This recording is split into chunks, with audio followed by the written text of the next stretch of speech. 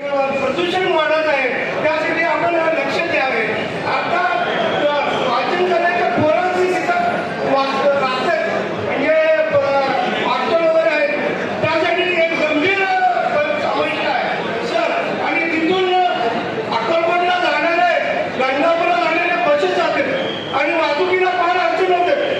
अक्कलकोटचे दर्शन घेऊन जाताना त्या रिक्षेकडे वाद घ्यावं लागतं. एवढी व्यवस्था तिथं आहे. त्यासाठी तुम्ही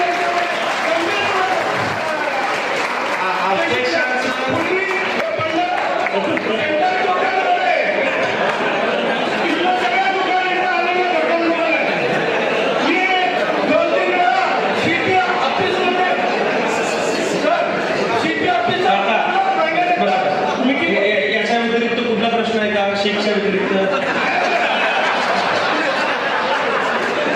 काहींचं बॉसचं असं म्हणणं आहे, तुम्ही खाता मग तुम्ही दुसऱ्याला का पण नाव ठेवता? आज अध्यक्षांचं म्हणजे सभापतींचं म्हणणं आहे की आम्हाला घरी बोलवतात आणि